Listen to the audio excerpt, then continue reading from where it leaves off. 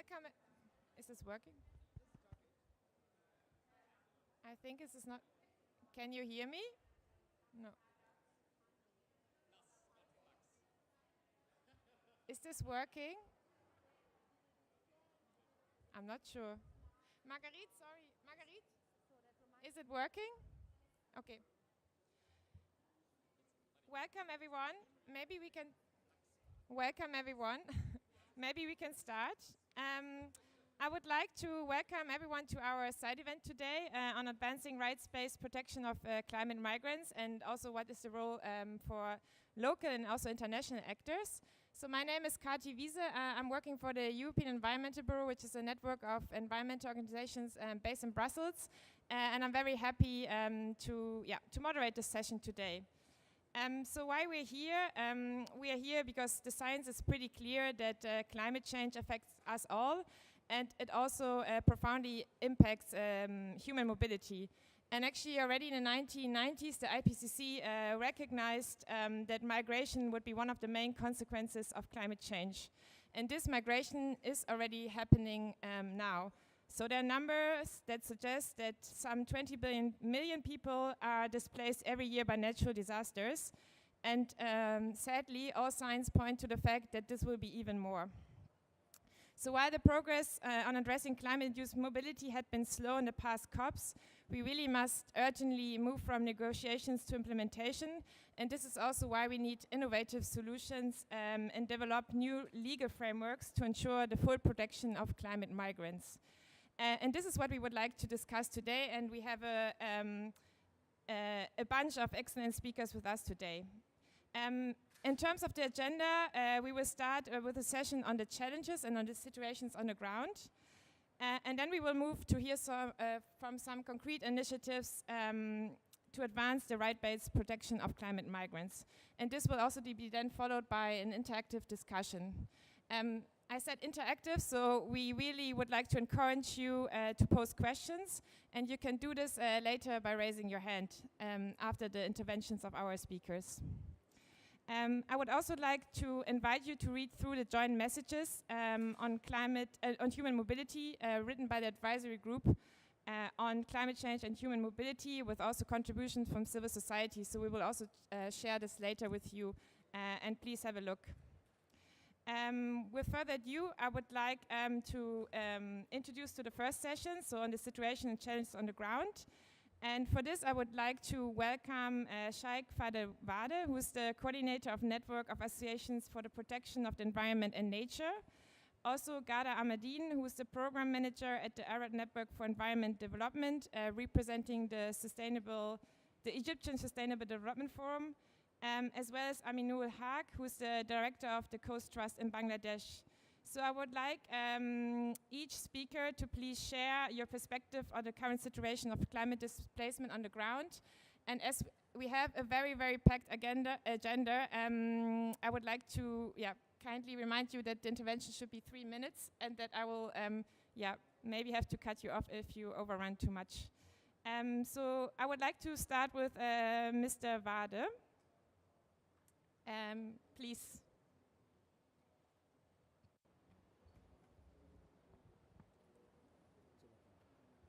Bonjour à tous et à toutes. Donc, je m'appelle Cheikh Fadel. Good morning, all. My name is Cheikh Fadel. I come from Senegal. Je suis activiste environnementaliste. I'm an activist for environment. Bon, on est ici aujourd'hui pour partager avec vous. I'm here just to share with you l'impact du réchauffement climatique sur les communautés de pêcheurs. The impact of climate change in the community or fisher communities. Dans nos localités.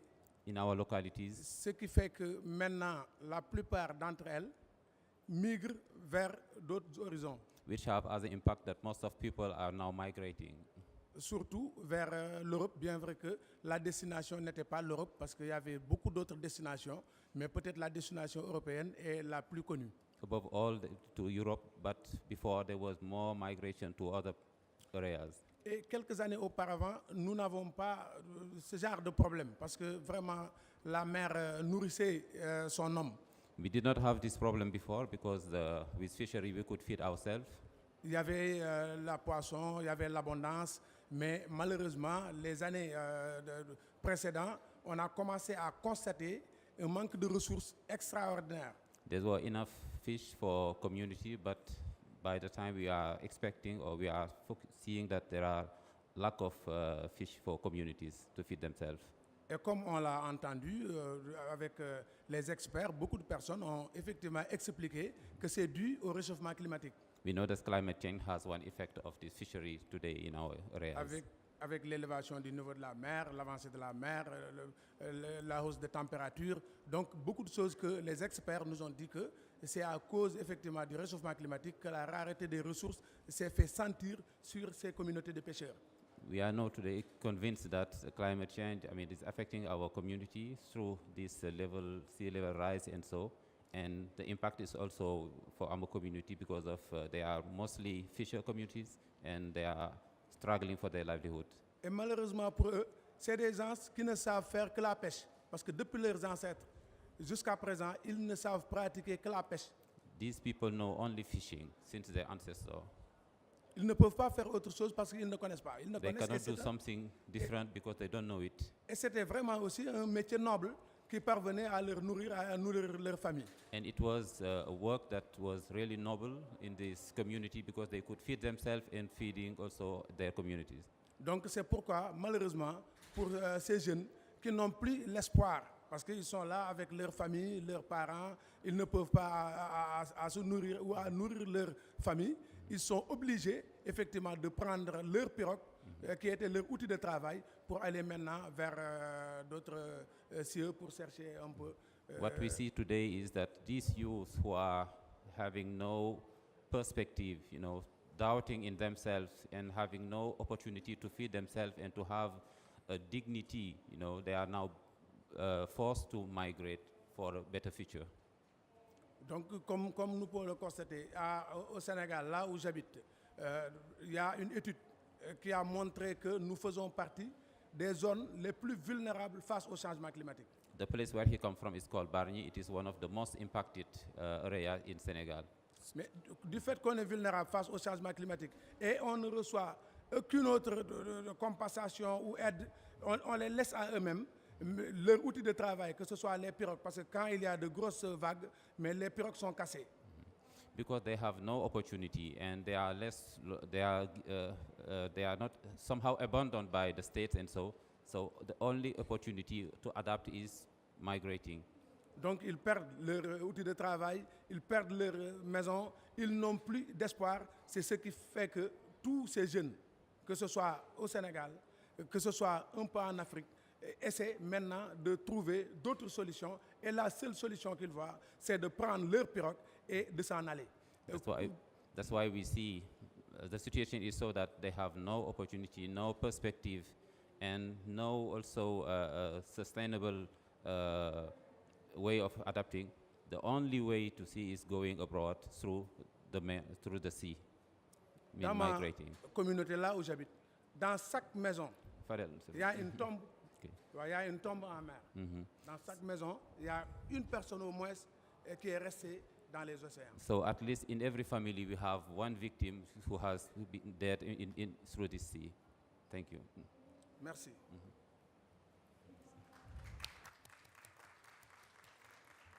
Thank you very much for giving us an insight on the situation in Senegal. I would like now to move to Ghada Ahmadein. Please, could you be a bit closer to the microphone and stick to the 3 minutes? Thank you. Thank you so much. Good morning, everyone. First, as an Egyptian, I would like to welcome you all in Sharm el-Sheikh and hope to see you again and again. And of course, enjoy your stay in Sharm el-Sheikh. I'm representing RAID. RAID is the Arab Network for Environment and Development. It's a regional network working in the Arab region with more than 300 members of the NGOs in 17 Arab countries. Actually, we are also happy to join this mobility group, and we were very happy that we could support the organization of this event and other events as well, that we are looking forward to your participation. we think it's a very good opportunity. It's an excellent opportunity for the Arab region to host two COPs, COP27 and then COP28 in UAE. We need to draw the attention of the whole world on the challenges that we have been facing in the Arab region due to the climate change impacts. And we're looking forward to the concrete actions coming from COP27 concerning loss and damage finance and climate finance, of course. Well, many Arab communities are suffering and are most at risk and affected by mostly with the droughts, which is a significant challenge. Also the sea level rise, the heat waves, among others. Well, this results in the unsustainable livelihoods that the people are suffering, water scarcity, threatening their food security, and gender inequality and unemployment, of course, for youth and women. So those negative impacts are increasing, and they result in human mobility and displacement, either internal displacement or cross-border displacement. Especially we see this in Sudan, we see this in Syria, in Jordan, and many other countries as well. Since 2006, RAID has been focusing its work on the human rights approach, on building the resilience of the communities, which we feel that it's really important and would contribute to the solutions. Actually, we are working on the preventive actions more than facing the crisis when it happens. So that's why we have been strengthening the communities strengthening the resilience of the communities through their engagement in putting the solutions, in setting all the solutions based from the bottom-up approach, strengthening the better governance in our communities on the local level, on the local communities, localizing the action plans and the strategies. Also women and youth empowerment through providing alternative jobs as well to encourage them to stay at their communities. In addition to providing other solutions, we have a very good experience in the Delta region in Kafr al-Sheikh, and I'm very happy that the people in Kafr al-Sheikh are with us today. The Delta region has been suffering a lot from the salinity of the soil and the water, and we are introducing alternative crops for the farmers, to keep them in their lands and to increase the productivity of the lands due to those impacts.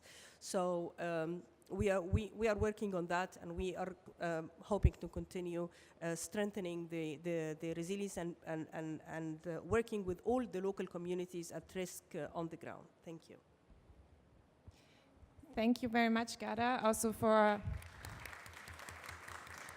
highlighting the gender and intersectional implications of climate-induced migration, but also for providing some concrete solutions from your experience.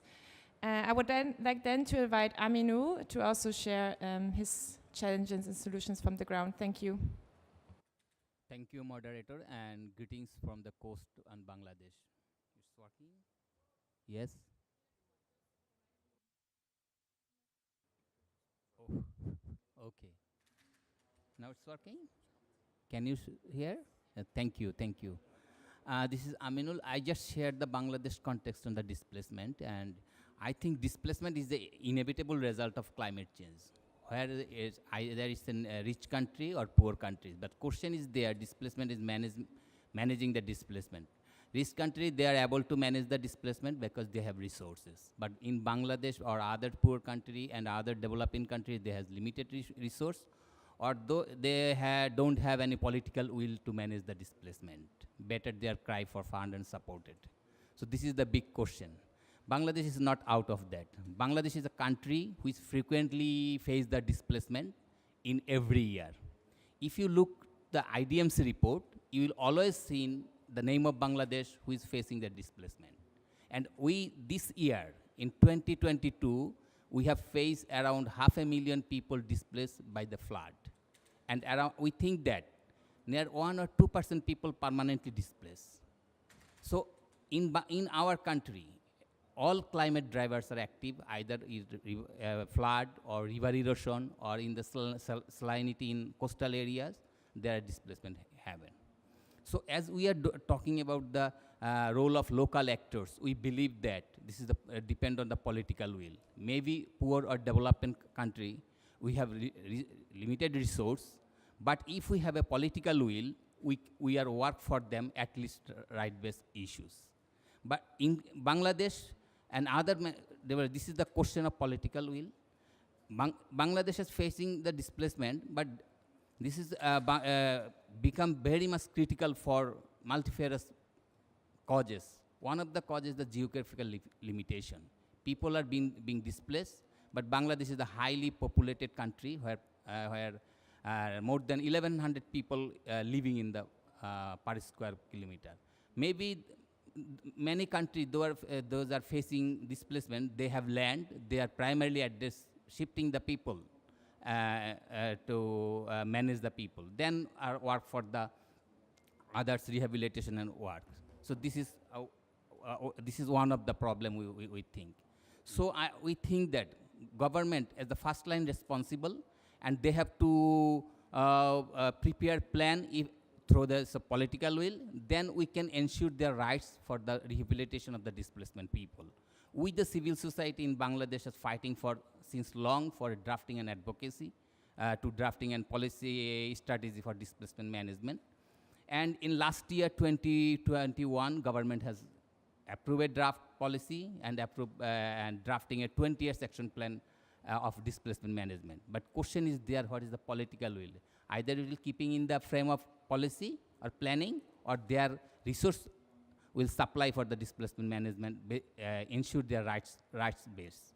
This is the question. So we expect that as government, as the first line responsible to manage the displacement, they have to prepare plan, and they have to have political will to ensure the rights of displacement peoples.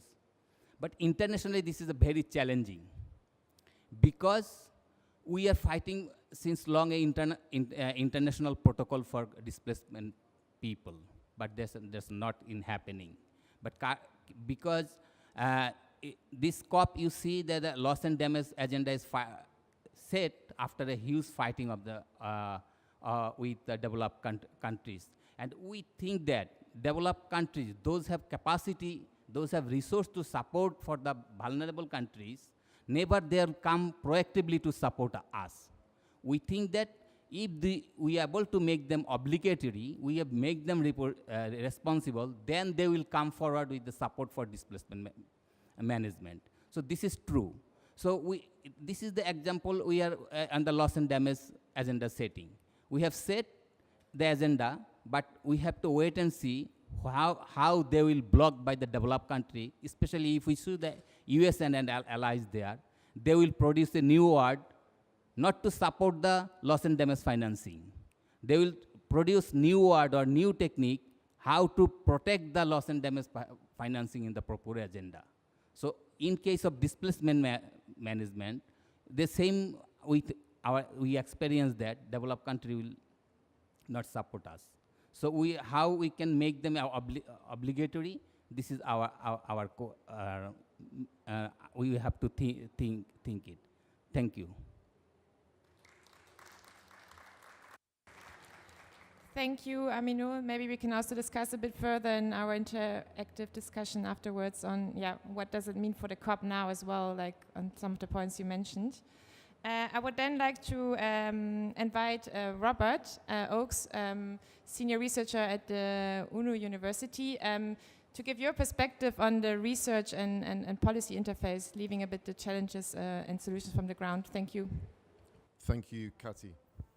So at the United Nations University Institute for Environment and Human Security, we really work at the interface of science and policy.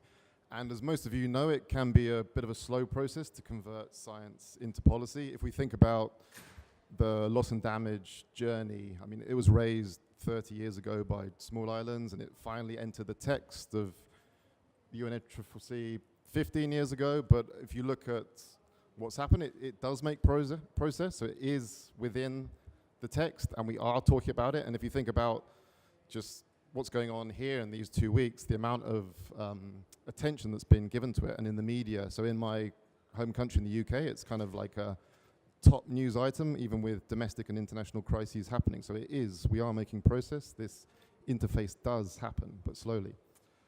And to guide and frame and push this process, it's incumbent upon researchers to really connect up these ideas. So we need to come up with ways of better protecting climate change mobility affected persons, so people who are moving, displaced, migrating people moving in terms of planned relocation, but also the immobile people, the people who can't move or choose not to move, also as important. And so there needs to be this united policy and science to, in the language of here, to avert, address and minimize displacement and the impacts of it. And from a sort of researchers or scientific perspective, I'm not really sure if the terminology is so distinct. So here we're talking about human rights, of course. So a lawyer might talk about human rights, maybe an academic talks about loss and damage, maybe a doctor talks about health. It's all about improving people's conditions, protecting people, giving people dignified lives, whether they're staying or moving. And one way at United Nations University, we're trying to look at this from a kind of novel perspective, is through a new project we're involved in, the Locomotion project, which is low carbon society, an enhanced modeling tool for the transition to sustainability, funded by the EU. And within Locomotion, we're trying to use modeling to look at this idea from a different way. And it's a little bit different because we're really trying to humanize the model. So this is an integrated assessment model, which are the models which are used often within IPCC to see what's going to happen in the future, to give projections. But we're trying to humanize it by having distinct modules that look at society, distinct modules that look at demography, and migration is within this. And this means that we can actually kind of speak the modeling language that we know makes an impact at places like this, and hopefully comes up with a bit more motivation, pressure, data for change, which can lead to this protection. So, I mean, very brief caveat, models are projections, they're not predictions, of course. And these things definitely need to go hand in hand with in-depth, in-person, people-centered research as well. So qualitative, quantitative modeling all has a role. Sometimes I hear discussions here, and it's about data, about numbers. But these are people that we're concerned about.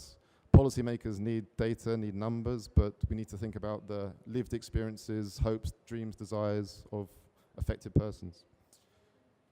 So with this sort of approach, we can consider in what circumstances mobility or immobility can be seen as a form of adaptation, or is it a form of loss and damage? And thereby we can come up with interventions, ideas, policies at all levels, which can affect positively this massive idea of loss and damage, but as we're calling it, human rights. Thank you. Thank you, Rob. Thanks a lot also for highlighting the need that models, data, but also the human lived experience need to be complementary and inform policy and decision-making processes. Yeah, thanks a lot to all our speakers from the first round. We would like now to move to the second on discussing some initiatives to advance rights-based protection of climate migrants. And for this, I would like to welcome Sabine Minninger, who is the Senior Policy Advisor on Climate Change for Bread for the World, as well as Barrister Shamim Haider, who's a Bangladesh MEP, and Mr. Martin Kipping, who is the Head of Division Climate Policy for the German Federal Ministry of Economic Cooperation and Development. Again, for you, I have a specific question, but I would also like to kindly ask you to stick to the 3 minutes. And I would like to start with Sabine. Sabine, you're here to call for loss and damage finance facility. In your opinion, what role plays loss and damage finance to protect the rights and dignity of people that are forced to move? Sabine. Thank you very much for being invited here to speak about this very important topic. I work for Bread for the World, which is a humanitarian aid organization, and our sister organization is the Diaconia Disaster Relief, and they're also presented here. So we are already experiencing climate-induced loss and damage through our partner organizations who are also here in the room, for example, from Bangladesh, who are dealing with this on a day-to-day basis. So we are calling here for a loss and damage finance facility that is also addressing displacement and migration. Of course, there is a huge risk gap in humanitarian, in international law that needs to be closed so that people who are on the move, who are crossing borders have a protection status. But on the other hand, you also need means of implementation. Finance is needed because we see adaptation finance is far too low. Only 11% of the adaptation needs in Africa is matched so far. We see also that countries, if there is no efficient adaptation finance on the table, if there's no loss and damage on the table, then alone African countries will experience critical debt situation in the next 10 years, and they will be unable to deal with this by themselves. So why is loss and damage finance needed? In which way? Well, it is needed to address slow onset events. So countries like Tuvalu, for example, if they are forced to relocate, to migrate to another country, let's say to Fiji on higher because they have higher land, then someone has to pay this relocation cost. And of course, it is not Tuvalu who should pay this cost. It has to come according to the polluter pays principle out of a loss and damage finance facility that has to be agreed at the end of this COP. The same now with weather extreme events. At the moment, when a disaster is striking, it is humanitarian aid alone who's dealing with it. It is helpless, underfinanced, and overwhelmed to take also on board now the climate crisis. And it's not meant to be, because humanitarian aid is based on the principle of solidarity. But loss and damage finance is negotiated here because it has to apply to the polluter pays principle. So those who are responsible for the climate crisis also have to provide finance. This finance has to be grant-based alone. Loans don't work in the front line of climate change because it will be destructed, and it's very likely. Then also science tells us if we continue to pollute this atmosphere, then more loss and damage will happen. We have already a finance gap facing of 300 to 600 billion US dollar per year from the year 2030 in developing countries alone. And what is on the table so far is purely 83 billion US dollar and only meant for adaptation and mitigation alone. And then a huge chunk of this was also provided by loans with interest rates that have to be paid back. So is that fair? Absolutely not. So this is, so far we see not climate justice, and climate justice means that this money for loss and damage has to be additional to humanitarian aid, additional to adaptation, and additional to development assistance. I want to give you one example because I come from Germany. We had this terrible flood happening at Ahrtal. Many hundreds of people died. It was incredibly tragic. But in Germany, the costs were 30 billion euro, and of course it was covered because we have this financial means. The flood in Pakistan costed 32 billion US dollars, so nearly the same price. And of course, a country like Pakistan cannot take that. So it would be fair and just if loss and damage finance would be provided needs-based. So not what is the goodwill of rich countries, but what is actually the need and what has to be paid. I leave it now by here, and I'm very looking forward for the discussion coming. Thank you. Thank you a lot, Sabine, also sharing the need for a needs-based loss and damage finance facility, and maybe we have some time to discuss this later, as we also have Mr. Kipping from Germany here. I would like then to move on to Mr. Shamim Haider. What do you see for the Bangladeshi parliament, especially as we also heard in situations of massive displacement due to the sudden and also slow onset of events. Thank you. Thank you. I'm Barrister Shamim, Member of Parliament. Also, I'm Chairman Parliamentary Caucus on Migration and Development. Of course, Bangladesh is in grave, imminent danger of being extinct because our delta is in the risk of being peril, because if 1 degree global warming, that will contribute 1 meter water rise, and that will eventually, we predicted, Bangladesh will lose 17% of her land. It will be flooded. And in an intensely dense populated country, it will create multiple layers of problems. And how to tackle this problem, that's really a critical issue. Of course, it's beyond adaptation only. And we need a right-based approach. We need a corrective justice approach, as if the wrong hasn't been done to those people who lose their job, lose their home, lose their land, their children lost education, health, so many issues. When someone is climate refugee, it really affects multiple areas, and it is high time to list those areas that gonna affect, and how to rehabilitate them. That's a big challenge. We have to make them skilled, first of all. We have to give them proper education. And of course, we have to prepare them for blue-collar jobs. That's a big challenge. And need huge fund and huge capacity also on the government part. And there the government must open up and also go form partnership with academia, researcher, and civil society, local and international. No government alone can handle the situation. The government or every government must understand that. And also, if we look into the polluter pay principle, that is of course the starting point of discussion. Bangladesh is not contributing in global warming. Bangladesh is not contributing in CO2 emission, or contributing a very little. But if you consider the damage side, that huge, that unquantifiable sometimes. So it's also high time the government and all organizations, they form a whole society, whole government approach to assess the loss. That's important. And create evidence of loss, and then quantify the evidence, and then start bargaining for loss and damage. Loss and damage now, because if we delayed the process, it will increase the loss. It will increase the damage. Our children will lose their childhood. Our health, our SDG will be affected. With the climate refugee problem, we cannot achieve SDG practically. It is affecting our economic model. It is affecting our sustainability constantly. So we must come up with a new idea, and of course a holistic idea, a whole government approach.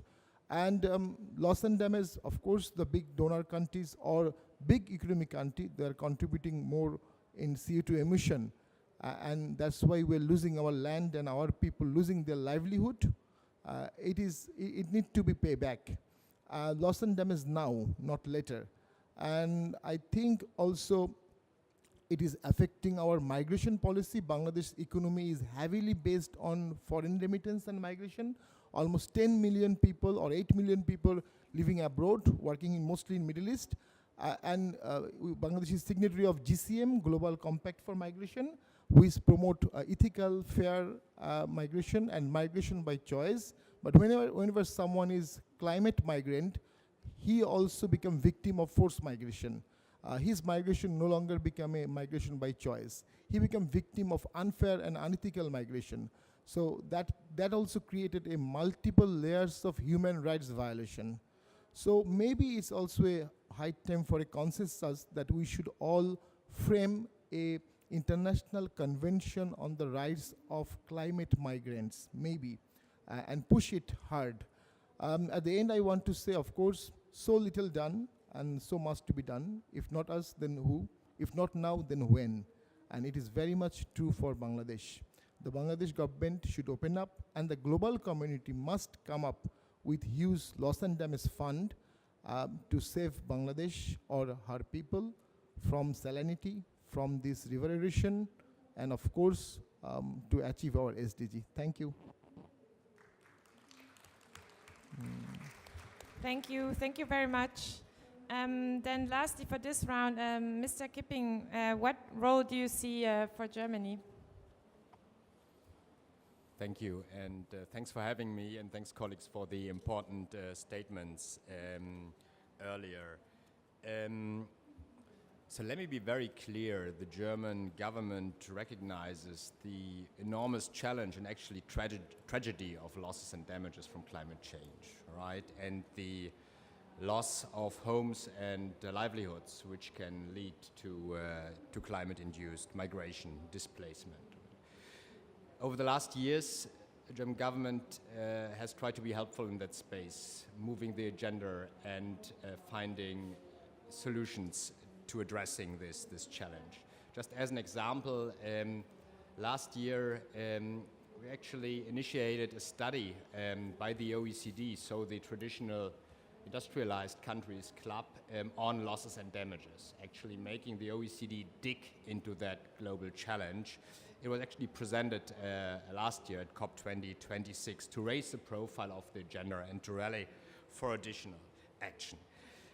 So what are we specifically doing about it? Just not to forget it, obviously starting with the root cause, right, of climate-induced migration. The root cause is climate change, right? Emissions. Just to remind you of our objective, well, it's a law actually to be climate neutral by 2045, right? Also a major actor obviously was in the EU, which is currently working out and fleshing out its ambitious Fit for 55 package as we are speaking. In terms of solidarity, I think it's fair to say that we have been delivering on our promises in terms of climate finance, right? We have delivered 8.1 billion euros last year, right? From the grant element in there, 49%, so almost 50% was delivered for adaptation finance, right? Supporting our partner countries in adapting to the adverse effects of climate change. On climate-induced migration in particular, I think it's fair to say that we have been pretty active in that space also for years at different levels, right? Starting with the international level in multilateral fora, for instance, engaging in the WIM, the Warsaw International Mechanism on that topic. Being a former co-chair and a funder of the Platform for Disaster Displacement. Being a major supporter also of the Nansen Initiative. That's for the international multilateral efforts, right? To support improving the framework conditions for climate migrants. At the more regional or national level, we have been supporting partners in improving policies, also migration regimes, because the tragedy is most of the climate-induced migration takes place within countries and within regions, right? That's a lion's share, and I think in Bangladesh you're exactly facing that, right? So for instance, in the Eastern Caribbean with the OECS, in the Pacific with SPC, in the Philippines, East Africa with IGAD, supporting countries in addressing that climate-induced migration and displacement challenge. Also at a more cross-cutting level, improving the data, the information with the Potsdam Institute. We have been pioneering some studies, data from the IOM, working with UN Women on women's rights in terms of climate migration. I can't get into the details, I fear, but happy to tell you more about that. But besides that, also very practical, even when it comes to infrastructure, right? For instance, in our cooperation with Bangladesh, in Khulna, for instance, we have been supporting our Bangladeshi partners in adapting or rather improving, expanding their urban infrastructure, dealing with the climate-induced migration influx, right? Connecting new inhabitants of the city to the transportation network, inter area. Besides that, I think we are very, very active, and I don't only think, we are very, very active in terms of improving financial protection against extreme weather events in particular. So you might have heard about the Global Shield that has been initiated by the G7 under German presidency this year. We have actually rallied the G7 to commit to the cause, to do more and better on action and support and loss and damage. And this was jointly developed with the V20, so the group of finance ministers of the most vulnerable countries, actually 58 countries by now. Bangladesh is a leading member therein, right? So we have developed together a concept how to more systematically, coherently, and in a more sustained manner increase financial protection for poor and vulnerable countries and people. Our Chancellor has committed 170 million euros in addition to this effort, increasing financial protection for poor and vulnerable people and countries through the Global Shield, and we expect more commitments. There have been first commitments by other partners, and we expect more commitments from partners coming in. Let me be very clear here, because there's been quite some debate on it. This is an initiative for concrete delivery, implementation, fast implementation for better financial protection against climate risks. It's not about insurance, it's about financial protection, right? It will be, I assume, adaptive social safety nets, it will be contingency funds, it will be reserve funding, debt, climate resilient debt. There will also be insurance in there, but it's very much a form-follow-function approach under the leadership of the respective countries, right? So that is supposed to be one piece of the puzzle, of the big puzzle that will be needed to addressing the challenge of climate-related losses and damages, all right? And we have actively worked towards also having that agenda item on funding arrangements on loss and damage at that COP, because there are many other topics besides extreme weather events. You mentioned, colleagues, I believe, the slow onset processes, right? We also have the challenge of non-economic losses and damages. So elements that cannot be dealt with under the Global Shield, for which we need other action and support and funding arrangements.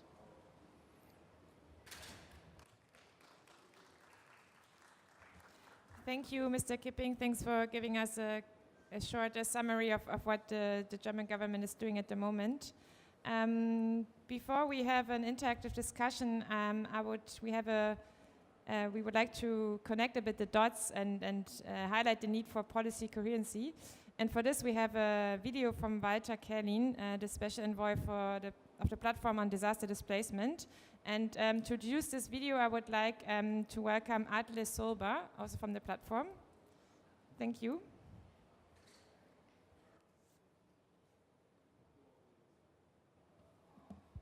Thank you, Chair, and good afternoon to everyone. My name is Atle Solberg. I'm head of the Secretariat of the Platform on Disaster Displacement, PDD, and we are currently under the leadership of the European Union. I want to congratulate the organizers for having a focus on rights-based protection for people affected by climate change and also for people moving. I think that's what it's all about. At the end of the day, it's about how do we protect rights in all our actions, including climate action. I also cannot stand here without also congratulating Germany and Bangladesh for the leadership they have had under the PDD in 2016 and 17 and 18, and thank your government so much for that support.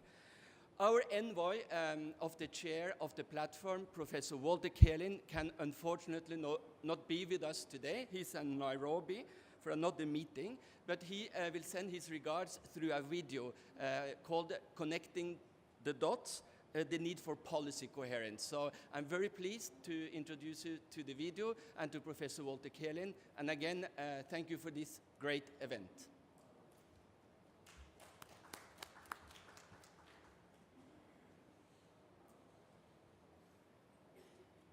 Ladies and gentlemen, dear colleagues, previous speakers have provided us with a wealth of information about what happens on the ground. They told us about tools we have available to address these challenges. But how can we connect the dots? This is the question I have been asked to address. It is a very pertinent question. Let me explain. 2 weeks ago, I met in Niger the governor of the country's southeastern region. He told me that recent inundations not only had displaced numerous people, the river had also changed its course and is now flowing where people previously lived in their villages. These people need to be relocated, but finding land to settle them and resources to rebuild their lives will be a huge challenge. This is just one example of the loss and damage experienced by millions and millions of persons affected this year by flooding in Pakistan and so many other countries. The discussion with the governor also reminded me of the elderly leader of a displaced pastoralist community in southern Ethiopia, who I met some years ago. He told me that even if I would give him 100 animals, he would not go back to his previous lifestyle. Clearly, this community had reached the limits of adaptation to recurring drought. And I also recall a recent report by IFRC about people, mainly women and children, who decided to move from southern Angola to northern Namibia when they were no longer able to cope with the impacts of drought. Displacement, migration, and planned relocation are the three forms of human mobility mentioned in paragraph 14F of the Cancun Climate Change Adaptation Framework. They are also the topic of the work by the Task Force on Displacement set up under the Warsaw Mechanism on Loss and Damage to avert, minimize, and address loss and damage in the context of human mobility. But at the same time, climate-related human mobility is also an issue in other fora, in particular those linked to the Sendai Framework for Disaster Risk Reduction and the Global Compact on Migration, or at the regional level, the Kampala Convention on Internal Displacement in Africa. Connecting the dots, it first means to ensure policy coherence across these different silos, while at the same time safeguarding the specificities of each of these policy processes.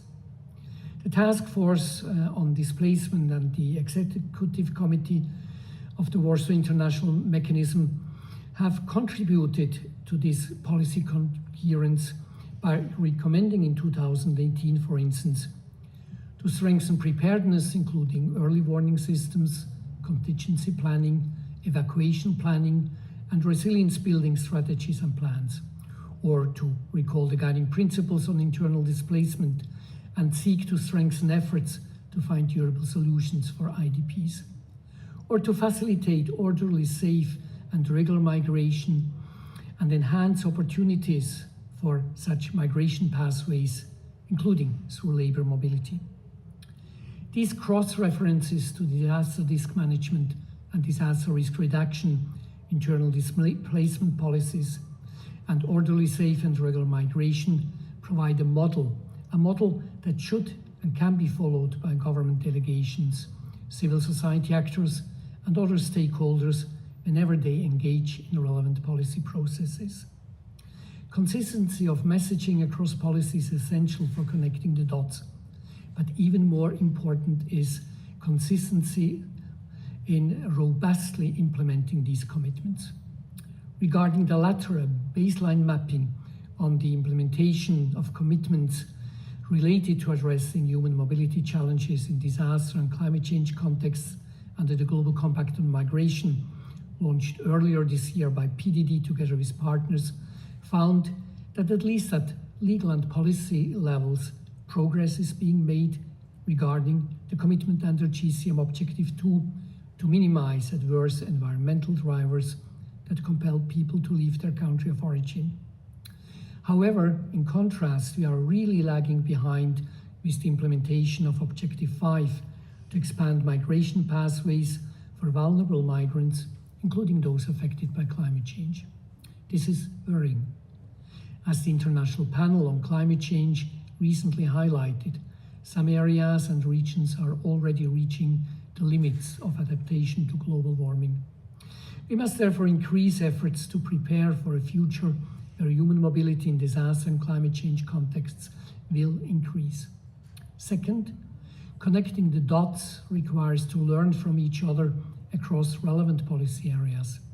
Here, the Santiago Network on Loss and Damage, which is tasked with catalyzing technical assistance of relevant organizations to support developing countries that are particularly vulnerable to the adverse effects of climate change, should not reinvent the wheel.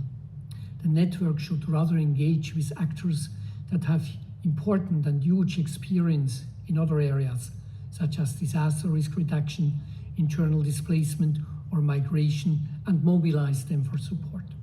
Finally, connecting the dots means making climate financing accessible and available to countries in need of averting, minimizing, and addressing displacement in climate change contexts.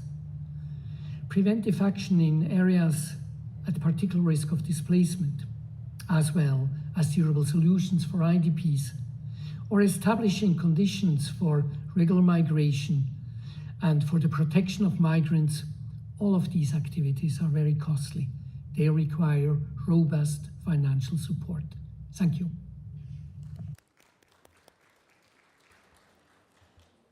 Big thanks to Walter, Kälin. Also big thanks to all of our speakers because we're actually in time. So thanks a lot for sticking to your 3 minutes. That leaves us a fairly good amount of 30 minutes for your questions. So if you have a question, please raise your hand. Please try to keep your questions short, and please also name the person that you want to address the question to. And I already see one from Emilia. Do we have a microphone or? It's coming. So maybe we can take your question, and then also behind you there was another question, and then we can answer them both. Thank you. I just want to say two things. One is that even though it's really important to get funding for climate migration, I think it shouldn't come from the loss and damage facility. There is a stronger debate on the ODA world in which developed countries are also not fulfilling that 7% of funding for the ODA, for official development assistance. And humanitarian funding is already taking up so much money of the development issues that now we need to really demand the developed countries to fulfill all of their pledges in all of the platforms so that there is really funding for humanitarian work to do exactly what you're saying, because will be an increment in the flows of migrant people. But the loss and damage facility is about recovering the territories on the ground. When there is a flood, there is so much structural funding to be done with infrastructure, with health and sanitation, etc. It cannot, the migration issue cannot take funding from the loss and damage facility for that. It has to be a system. I think what you're saying in this table is that there is a broader systemic conversation to be had in the broader economic and financial architecture, and all of the dimensions need to happen, including the role of the IFIs on the multilateral bank, etc., and how are we going to link development with humanitarian. But definitely the loss and damage facility that is also going to come from ODA, it needs to be focused on the needs on the ground, and pardon me saying, it cannot be for those organizations that are working on humanitarian, because that is again a perpetual role of white people saving the world, while what we need is funding to get into the ground and their communities. So I'm just saying that we need to make a differentiation about what is the loss and damage facility need to happen, how it should work, and how the climate community need to engage in broader global conversation on the economic and financial architecture, especially at this moment on the ODA related to humanitarian. And I just want to say the officer in Germany, please refer to loss and damage and not loss and damages. This is a really important conversation that the social movements are having here, and it is a technical trick that is avoiding the real conversation that these organizations and all of us are here to try to have a dialogue with you about a demand on loss and damage and not the tricks on losses and damages, because that is really evading the role of developed countries in committing, in delivering reparation funding for the communities on the ground for purposes that they did not commit. This is the responsibility of the historical emission in the global north. You have a historical responsibility to the global south, and you need to pay, and you need to pay now. Thank you.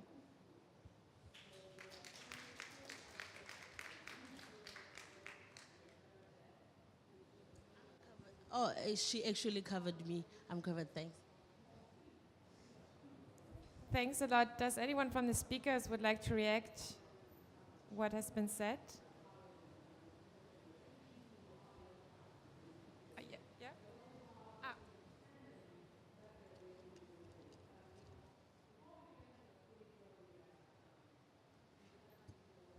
Thank you. Good morning. My name is Ziad. I am from Jordan, but I represent the Arab Network for Environment and Development, where many national coordinators coming from the different Arab countries are here.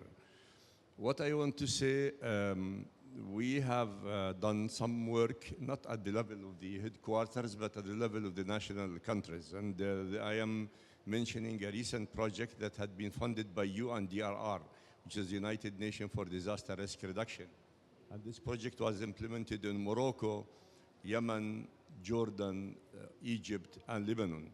And I want to quote figures here from the induced risks by climate change. And I have a recent study that had been conducted in a small area in Jordan. And it says in the first impact of climate change, I mean, risk induced by climate change is the loss of land. And the next reason, which is 85.2%. The next one is actually immigration. So those people who have lost their lands and their livelihood have moved actually into other places. The third one, or the fourth one, which is 58.2, is losing the livelihood of, their, earning incomes. This is apart from the fact that we are living in a region which is politically volatile region. Jordan has about 2 million Syrians, and this is the case with, the Palestinians originally. And I know the international community is making some efforts actually, and maybe the NRC as well, through the 2-year programs, which is called Jordan Response Plan, where they contribute. But originally, those Syrians who have come from the north of Jordan were driven as well by the impact of the climate change. Their land had been actually, desertified, and so they come to Jordan and they put extra burden on the country, causing plenty of difficulties as well to the country. And this may be as well, Lebanon is facing a similar situation. Jordan has a risk fund. During the winter time when there is a frost, we have a risk, but this fund is small. We have to act. The international community has to be even more responsible. And we have to have a fund, loss and damages that are created by the climate change induced risks, so that we could actually protect the people's rights who are living in these remote areas which are usually ignored.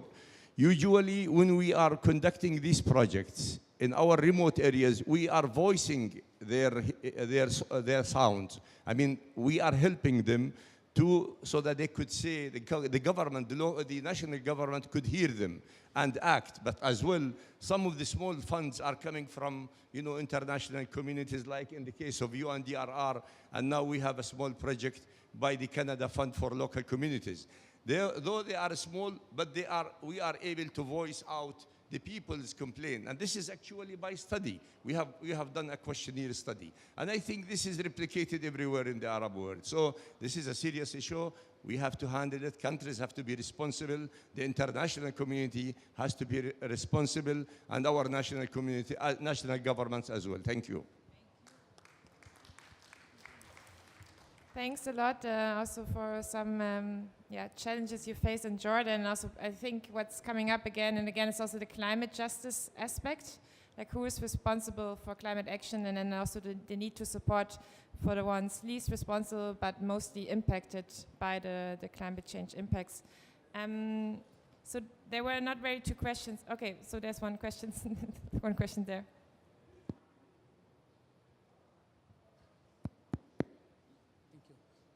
Sorry, this is Shariful Alam. I am, this is Shariful Alam. I am teaching at the Dhaka International University, Bangladesh. So I just, I have specific questions to UNU and also the representative from German embassy. That since it is, the topic is that it is the right based protection of climate migrants, whether it is on the forefront of the research of the international United Nations University or the German embassy, particularly Bangladesh. Say for example, it is not only policy but also the action on the ground. Say for example, the gentleman sitting beside me is from the southwestern part of Bangladesh, where he lives. Maybe miles after mile, you cannot find any even grass to feed the cows, any water to drink. Maybe 10 miles, 5 to 10 miles have to walk. People have to walk to fetch water for drinking. So these are the scenario at the grassroots levels for Bangladesh in the most part along the coastal belt. As my colleague from Coast Foundation have mentioned that Bangladesh has been doing locally something, but it is peanuts compared to the damage and loss incurred by the climate change, salinity, floods, cyclones, and so on and so forth. So I think it should be based on the evidence, and that evidence could be created by international United Nations University or the embassy, particularly German embassy, in collaboration with the organization who are working at the grassroots level, also national level, even in the academia and university in Bangladesh.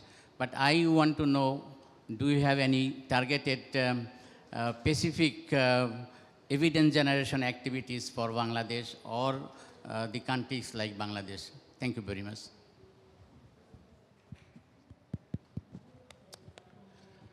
Hello, good evening. My name is Mohan Kumar Mondal. I am working in a small NGO in Bangladesh. We are basically working in the southwest coastal region of Bangladesh. And I am very much thankful to our honorable member of parliament who already mentioned that the Bangladesh need resources. We are so far from the right-based protection. We are searching only protection right now, but it is so far.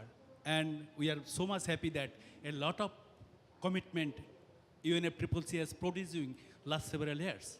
And this year, I think we will get more promises to do something for the community of the vulnerable people. But we are not observing any action. We are staying without water.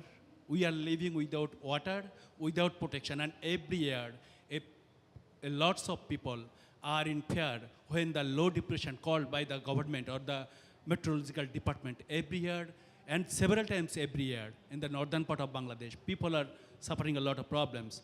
But we are here only making the promises and provisions and commitment.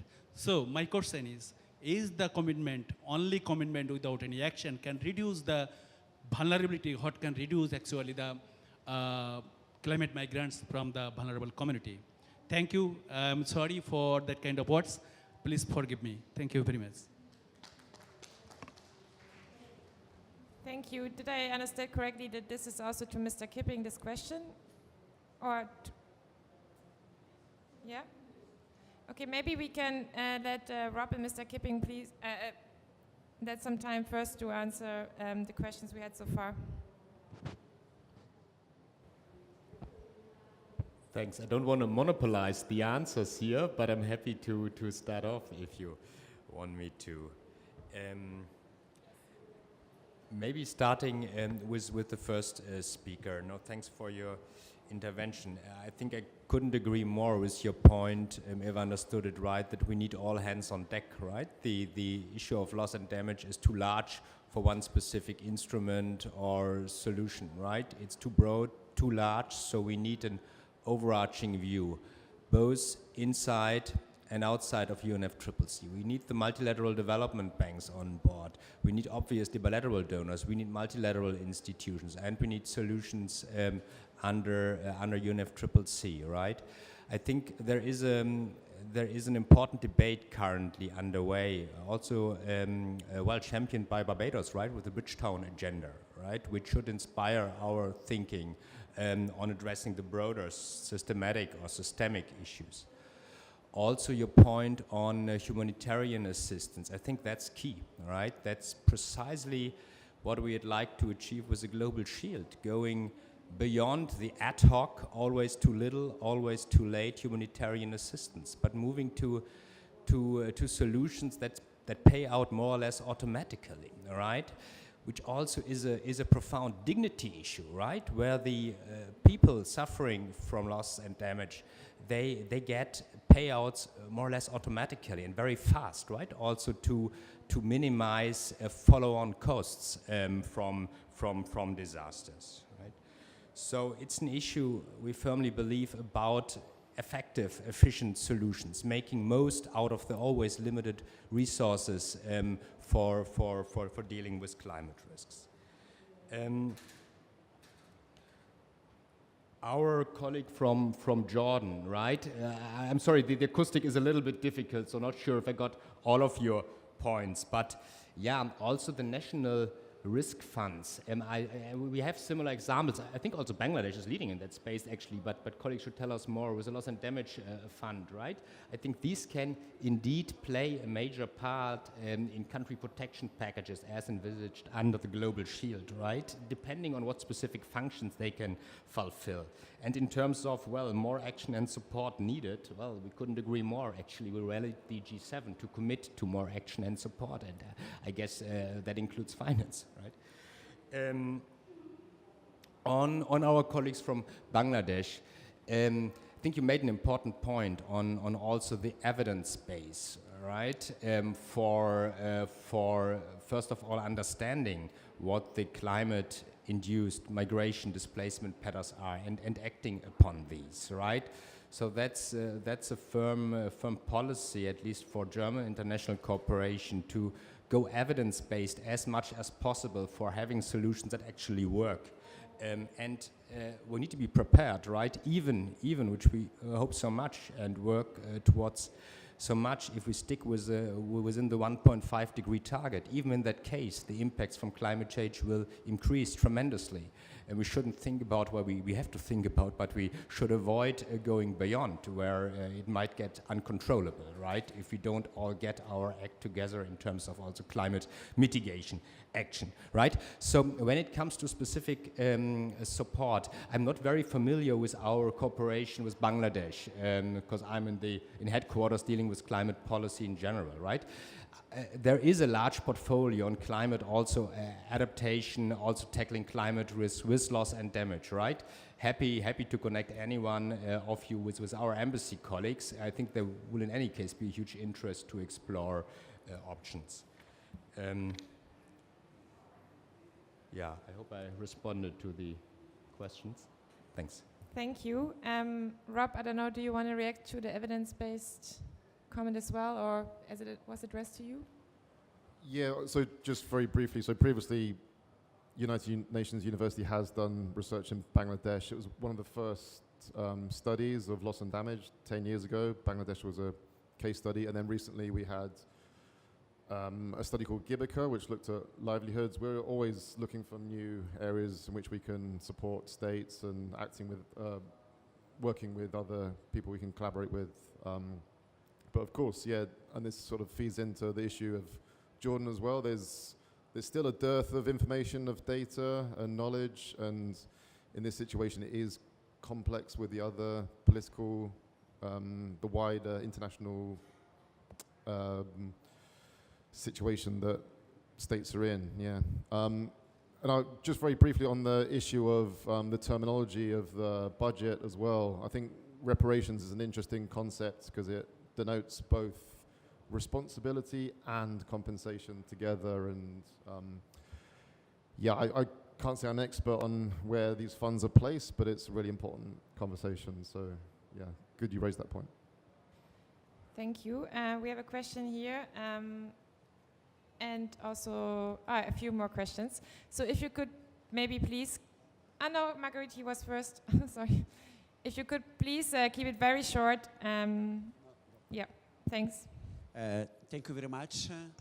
I am Mohammed Ftouhi from Morocco, Ra'id also, and I am working in the University of Rabat. I would like to thank all the speakers of this morning. I would like to give you some testimony from my country, from Morocco. Morocco, we receive a lot of several people coming from Africa, Africa with poverty, with the problem of climate change. And we have a big problem to solve this situation. I am sure that the problem of the climate, in addition to the poverty, push these people to move to displacement. And maybe one collaboration at international level, it's urgent. And maybe the event like COP27 and the international community should to help these countries in order to solve this problem, because this problem, it will not be limited in Africa, but will have the impact at all the area at geography level. Thank you very much. Thank you. Then we have some more questions, so please, I mean, by your inputs also very valuable and comments, so maybe for questions. Thanks.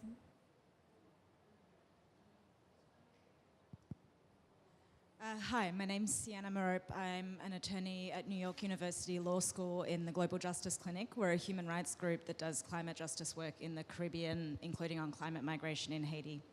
And Cheikh Fadel, much of what you said about the experience in Senegal very much resonated with what friends and colleagues are going through in Haiti. As this is an event about rights-based protection, I wanted to ask about legal protections. Our colleague from the Platform for Disaster Displacement mentioned the guiding principles on IDPs and the need for more migration pathways for vulnerable people. So Mr. Keeping, as a representative of a Global North government on this panel, I'm particularly interested in your response. But what do you think should be the legal protections for climate migrants who are forced to cross borders due to climate-induced migration or displacement?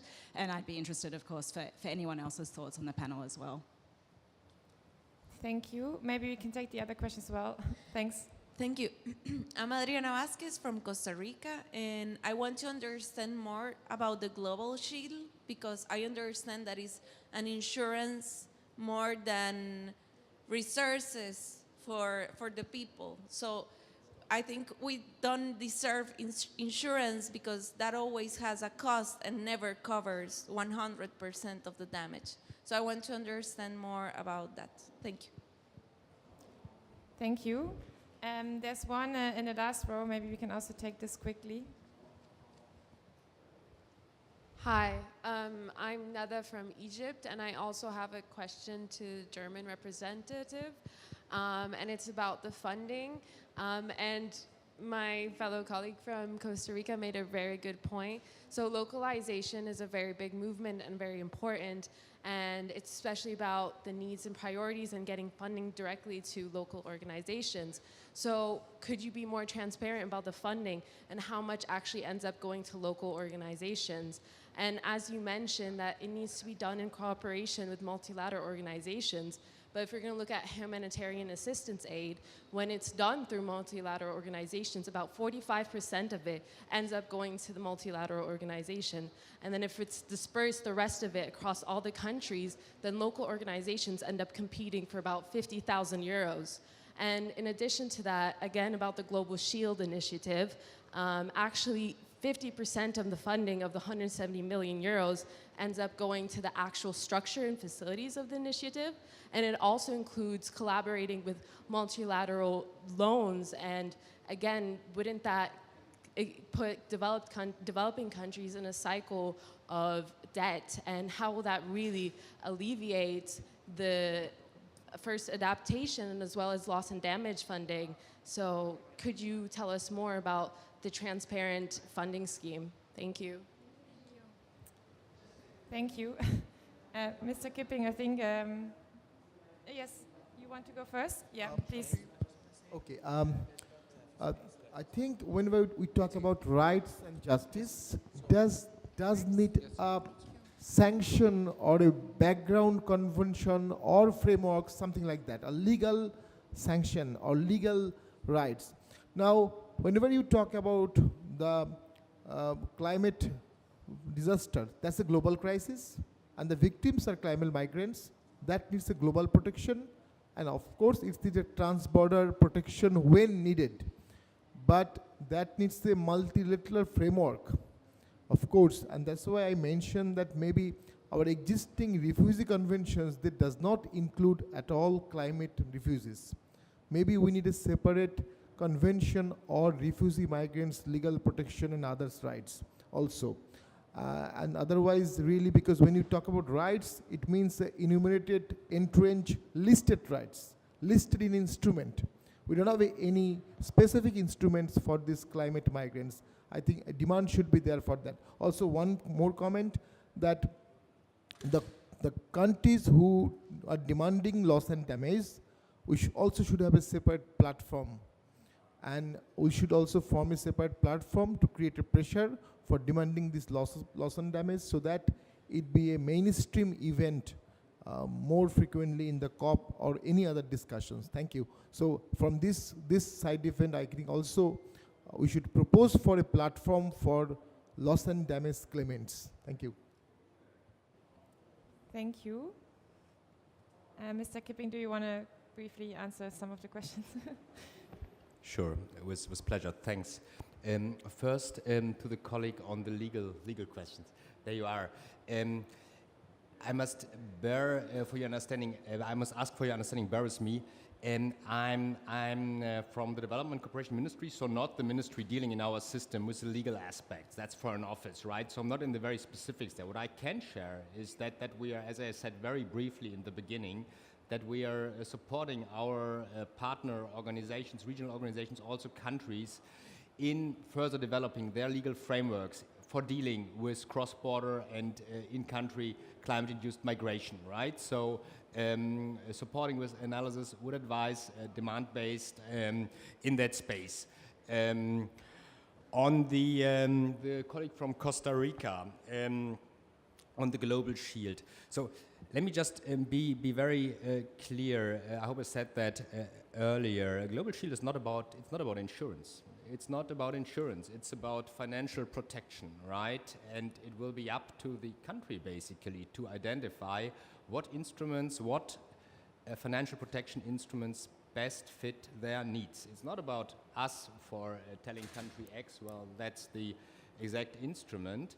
However, this expectation, or there is the decision basically in the concept agreed or jointly developed with the V20 to obviously base that on analysis. What are the risks? On analysis, what are the protection gaps? And then take a look, what are the best suited, most effective, most efficient instruments for at least narrowing these gaps, all right?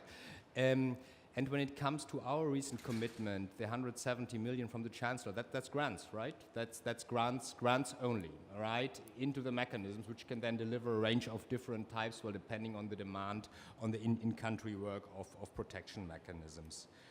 The other related question on the funding and civil society or private actor access to that funding.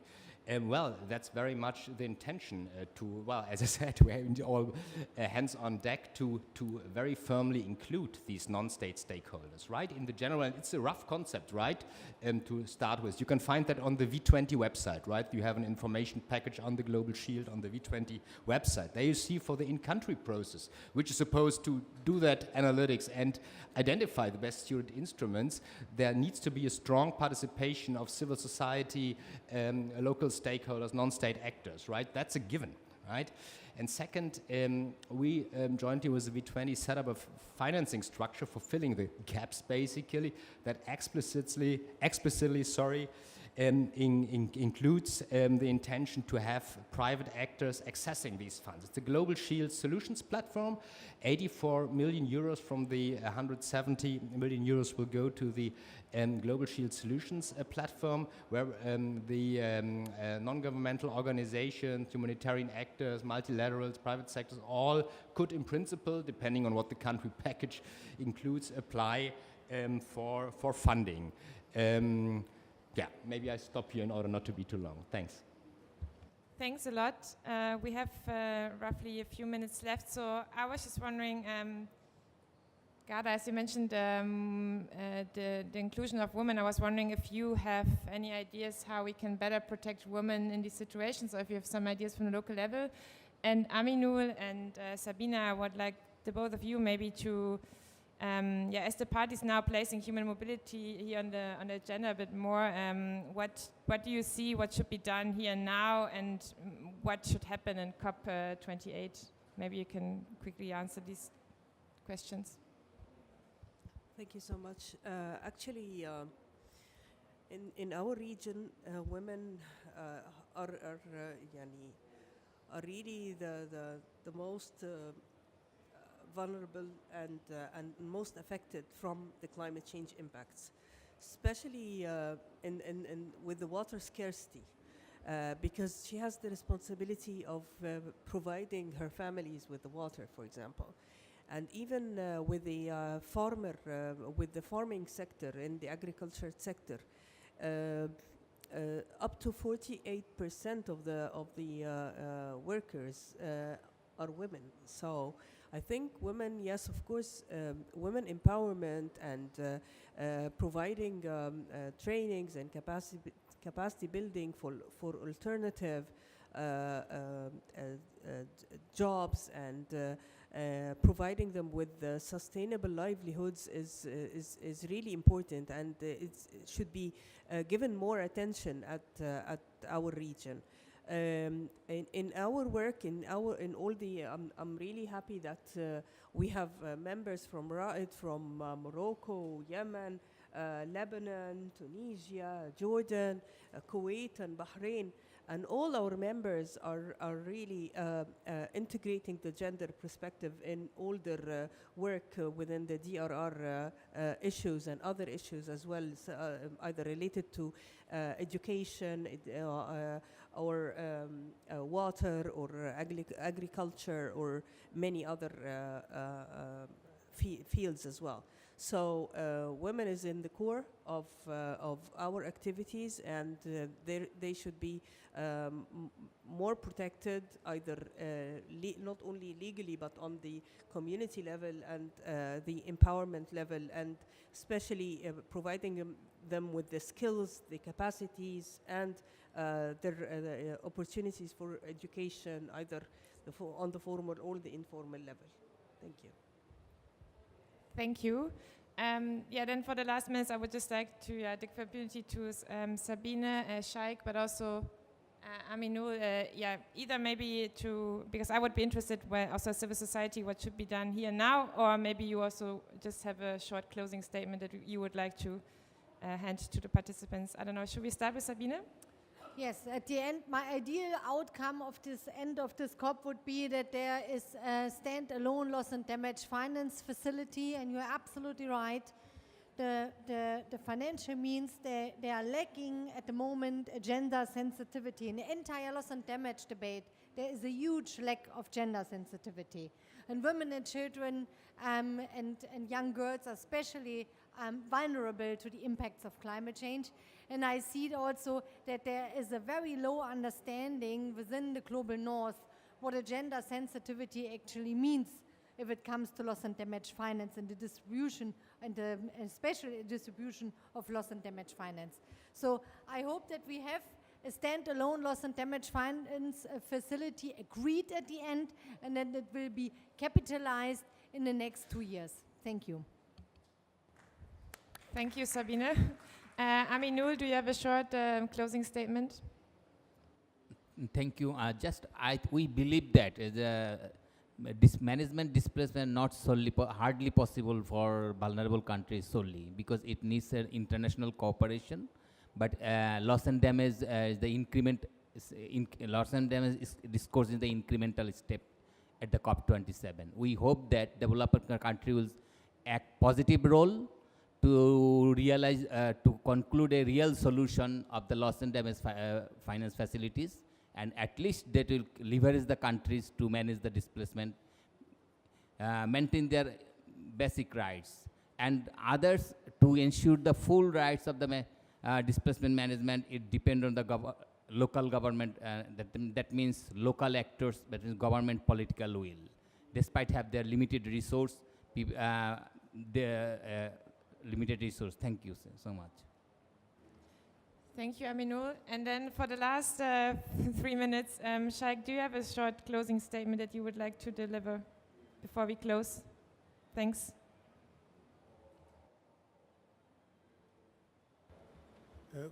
Voilà, mais merci. Moi, je voulais juste vous remercier pour l'opportunité vraiment que vous nous avez permis de participer. I just want to thank you for this opportunity. Voilà, pour l'opportunité que vous nous avez permis de participer à ce panel et aussi lancer un appel aux décideurs et aux pays développés. We just have a call for this the first world, I would say, or I mean the developed countries. Voilà, pour qu'ils regardent bien les mécanismes de financement.